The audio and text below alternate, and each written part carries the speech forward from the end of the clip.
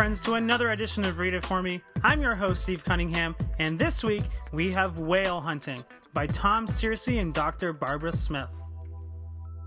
First things first, the world needs more conversations, not more books. So, if we haven't connected yet on Twitter, LinkedIn, Facebook, email, or even Skype, let's hook that up and continue the conversation. Second, we're launching a new beta of a way for you to make a significant amount of money for yourself or your favorite charity that we're calling Spare Change. We have people from all corners of the globe participating, and we'd love it if you would as well. So, send me an email to steve@polarunlimited.com with Spare Change in the subject line, and I'll get back to you with a time for us to talk. Okay, so have you ever wondered how to scout, hunt, and harvest the deal that would transform your company forever? Well, hundreds of years ago, the ancient Inuit thought about a similar issue. How do we scout, hunt, and harvest the meal that will feed our entire village for a year? You see, when spring was coming and the ice was breaking, the Inuit knew that the whales would be moving. And that meant one thing and one thing only. It was whale hunting time. On a macro level, in our business environment, spring is here and ice is moving. Large accounts are ripe for the hunt, and in less than 10 minutes, we're going to show you how to get started landing whales, accounts that are 10 to 20 times your average account. So here we go. Step number 1, know the whale. The first thing we need to do is chart the waters. Just like there are other fish in the sea, there are other boats in the ocean. So, knowing the competitive environment and ensuring you have a differentiating brand promise is key. This is really easy to understand intellectually, but seemingly difficult to be put into practice. Whale hunting, by definition, means that you'll be chasing a very small portion of your marketplace. What you'll need to make this work is a target filter. Your target filter might look something like this, with things like revenue, budget, growth plan, and deal type on the y-axis, and your A opportunities and C opportunities on the x-axis. That way, you'll know what a whale looks like when they come to the surface. Step number 2, send out the scouts. So now you know the waters and what a whale looks like, now you need to go find them. You'll be compiling a whale chart that is essentially a list of companies that fit the bill of your target filter. Now you'll want to start compiling information on them. Search for information about that company and the senior executives and board members in the company by setting up a persistent search. This way, any information published anywhere in the world about these people comes to your attention. And a side note here, this is easier than you think. Send me an email if you want to learn how to do this. Then you'll figure out how you're connected to each one of these key decision makers. And LinkedIn is an amazing tool for this. Again, get in touch if you need to get up to speed. Step number 3 is setting the harpoon. By this point, you'll have identified your whales and gathered as much information about them as you possibly can. Now it's time to connect.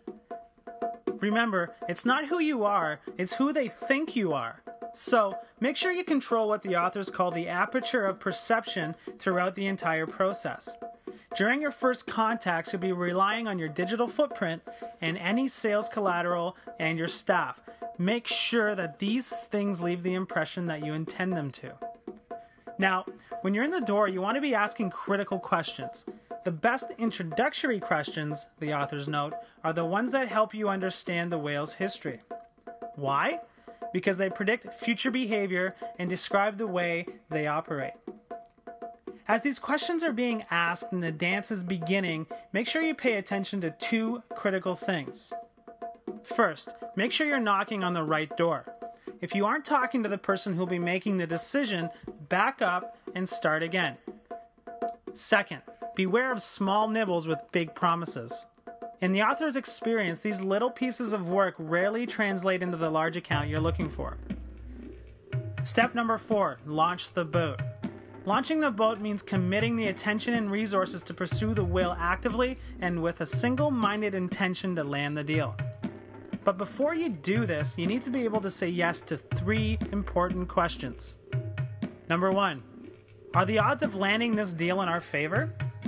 Number 2, can we commit adequate resources to ensure a successful hunt? And 3, can we harvest the whale if we land it? If you can say yes to all of those, it's time to launch. Now, you'll be showing up to make a pitch to a team of people at the Whale. There are two types of buyers that are going to show up for this. The financial buyer, the person who has the authority and the budget for your services, and specialized buyers, people from a variety of departments that may be affected by this purchase. This second group of people are critical because any one of them, while they don't have the power to say yes to you, any one of them can throw you under the bus and nix the entire deal. There's a key distinction to be made at this point. Most small companies assume that these people are there to ensure that their company gets the best possible supplier. However, and I want you to really get this one, their actual purpose is to avoid making a bad decision. The nature of these whales, the authors say, is to seek safety over benefit. So, fear trumps all other emotions in the process of making a decision.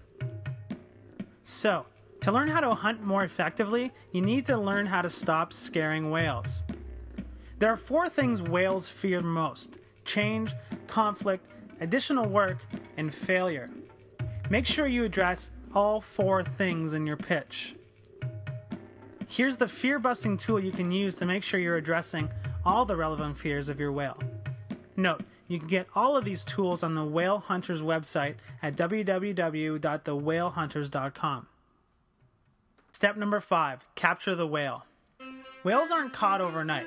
So, there needs to be a well-defined process that you have control over if you're going to finish the deal. There are 6 key criteria for each and every sales step. Here they are.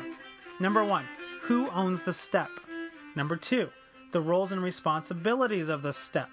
Number 3, the resources required. Number 4, the sub-process for the step, if it's necessary.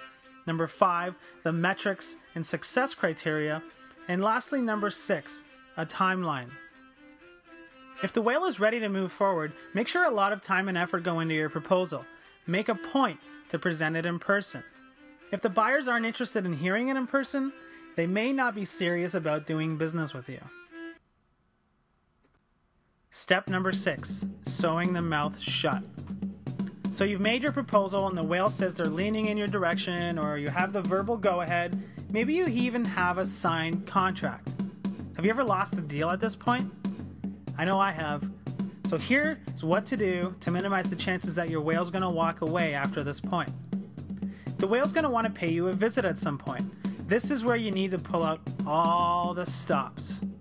The authors say it better than I ever can, so here's exactly what they say you need to do on the big day. When companies coming, do everything you can to mitigate their fear. Prepare with precision, implement flawlessly, and follow up with speed and care. During and after the visit, take every opportunity to press into service the 4 fear busters: people, process, technology, and experience.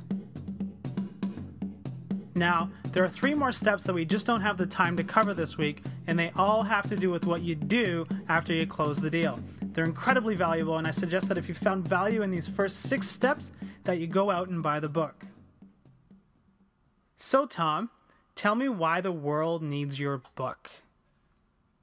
As we move into these large accounts that are going to require complex processes of purchasing, procurement, governance oversight like boards of directors and Sarbanes-Oxley, and we're going to go ahead and say, I want to grow my business beyond $5, $10, $15 million. I really want to push my business out there.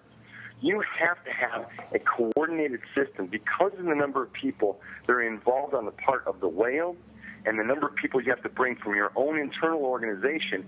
You've got to bring them together to land this deal. And it's expensive and it's risky. But in the complex systems world that we live in right now, you're going to start to see a lot more people in these meetings and in these conversations. And if you don't have a system or methodology by which people understand their roles and responsibilities, what steps they're taking in a complex sales process, you're going to waste a lot of time and energy, and you're going to come up short.